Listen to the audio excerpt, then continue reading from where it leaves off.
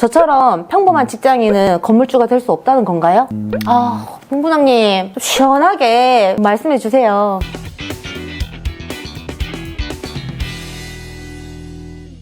안녕하세요. 빌사부의 최연아 매니저입니다. 오늘 제가 빌사부의 첫 MC를 맡게 되었습니다. 네, 앞으로 연아가 중계를 통해서 자주 찾아뵐 거니까 많은 관심 부탁드리겠습니다. 그리고 오늘은 빌사부의 간판 스타 김준영 본부장님을 모셨습니다. 네, 반갑습니다. 소개받은 빌사부의 김준영입니다. 매번 진행만 하다가 또 이렇게 패널로 참여하니까 어색한데 열심히 촬영해 보도록 하겠습니다. 지금 이 자리에 있는 것도 굉장히 잘 어울리세요, 본부장님. 와!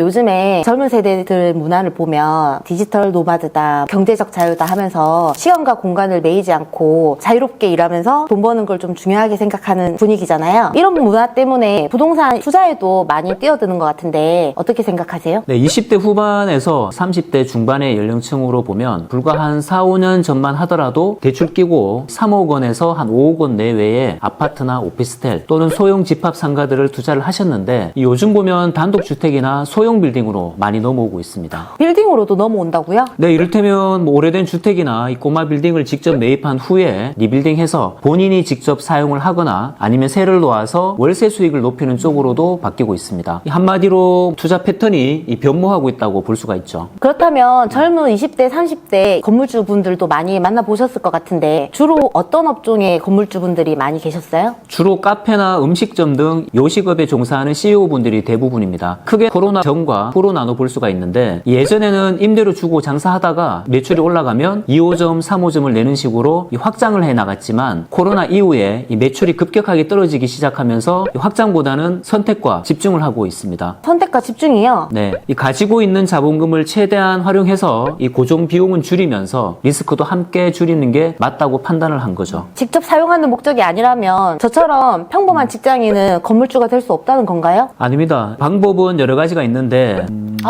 본부장님 좀 시원하게 말씀해 주세요. 네, 하나 예를 들어 볼게요. 현재 주택가가 밀집된 곳을 보면 2종 일반 주거지역이 많습니다. 이런 주거지역의 주택들을 근린생활시설, 상가로 용도 변경을 해서 소형 꼬마 빌딩으로 변경하는 걸 추천드려 봅니다. 대구시 수성구에서 20년 이상 된 단독주택의 사례들을 살펴보면 상동이나 중동 일대 대지 한 150제곱미터, 이를테면 한 40평에서 50평 정도가 되겠죠. 이런 매물들이 4억 원 내외의 시세를 보이고 있고 실제로 매물이 나오고 있습니다. 평당 한 1,000만 원 전후가 되겠죠. 남구 대명동이나 봉덕동 일대나 또 서구 평리동 이쪽으로 가면 동일 조건으로 한 2억 후반에서 3억 초반대까지 매물이 나오고 있습니다. 그렇다면 땅을 샀다는 전제하에 건축비는 어느 정도 생각하면 될까요? 위 사례로 봤을 때 이 기존 시설을 활용하거나 또 새롭게 지을 경우 약 한 40평 내외의 건축 면적이 나오게 되는데 리모델링의 경우를 먼저 보면 건물 외관에 창호나 샤시, 타일이나 옥상 방수 시공을 많이 하게 되죠. 실내 경우는 전기공사나 설비공사 또 마감공사까지 한 1억 원 정도에서 견적을 볼 수가 있고요. 신축으로 가면 리모델링이 한 2배 정도를 생각하셔야 돼요. 토지까지 한 6억 원 내외로 보면 대출을 내고 세금까지 한 3억 원 정도 들어간다고 보면 되죠.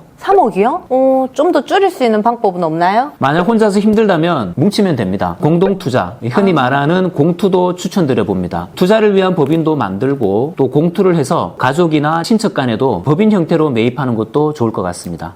진짜 여러 명이서 하면 많이 줄일 수 있겠네요. 3명이서 투자하면 1억으로 할 수 있는 거잖아요. 수익률도 되게 중요할 것 같은데 어느 정도까지 보면 좋을까요? 상가로 용도 변경하는 경우에 주변의 신축 상가 빌딩과 큰 차이는 없습니다. 관리비가 적게 들어가기 때문에 임차인 입장에서는 오히려 고정비가 훨씬 적게 들어갈 수가 있는 거죠. 특히 요즘 SNS를 활용해서 마케팅을 많이 하다 보니까 골목 상권에도 꽤나 수요가 많은 편입니다. 앞서 말씀드린 면적으로도 1, 2층 해서 월세 수익이 한 250만 원 정도 나올 수 있으니까 연한 5% 정도의 수익률은 발생된다고 볼 수가 있습니다. 그렇군요. 따로 주의해야 되는 것들은 어떤 게 있을까요? 지금 말씀드린 용도 변경 사례에서 이 설계 변경이 가장 관건입니다. 아무리 땅값이 저렴하고 또 수익률이 좋다 하더라도 허가가 나지 않는다면은 무용지물이 될 수밖에 없거든요. 주의해야 되는 것들은 어떤 게 있을까요? 자, 요즘 대구뿐만 아니라 전국적으로 부동산 경기가 좀 바닥을 치고 있는데 지금 매물도 많이 쏟아져 나오고 있잖아요. 그렇다면 이제 언제 사는 게 가장 좋을까요? 최근에 저희 빌사부로 접수되는 매물들을 보면 정말 좋은 매물들이 많이 있습니다. 그럼에도 불구하고 높은 이자 때문에 투자 결정을 못 하시는 거죠. 금리가 떨어질 거라는 매스컴의 말만 믿고 무조건 기다려보자는 시기인데, 하지만 이 시점에서 우리가 생각해 볼 게 하나 있죠. 금리가 풀리게 되면 이 매도 가격도 올라가게 되고 심지어 나왔던 매물들이 다시 들어갈 수도 있습니다. 지나치게 매수 타이밍만을 쫓다 보면 원석을 놓칠 수가 있는 거죠. 전반적으로 시장 흐름을 읽고 또 투자 가치가 있는 곳을 선택해야 합니다. 근데 그게 좀 말처럼 쉽지가 않잖아요. 네, 그래서 전문가가 필요하겠죠. 아, 그렇군요. 네. 인생은 타이밍이죠. 본부장님, 그러면 대구에 어떤 곳을 선택하면 좋을까요? 최근 3년간 이 토지 가격이 상승한 지역을 눈여겨봐야 합니다. 상승 지역을 기점으로 동서남북을 나눠서 유동인구가 어디로 흘러갈지 예상하는 거죠. 또는 교통의 흐름이 어디로 이어질지를 보는 것도 좋은 방법이 될 수 있습니다. 동대구 역세권이나 드랑길 먹자골목, 앞산 식당가 등 이미 형성된 곳도 좋지만 북송로 공구골목 일대, 서송로라든지 남송로도 괜찮다고 봅니다. 빌사부로 문의 주시면 제가 시원하게 컨설팅 해드리도록 하겠습니다. 네, 얘기 듣다 보니까 시간이 금방 가네요. 다음에도 우리 구독자분들을 위해서 돈 되는 좋은 정보 많이 알려주실 거죠? 네, 그럼요. 네, 지금까지 평범한 직장인도 할 수 있는 빌딩 투자 요령에 대해서 살펴보았습니다. 오늘 영상 마음에 드셨다면 구독과 좋아요 부탁드리겠습니다. 감사합니다. 감사합니다.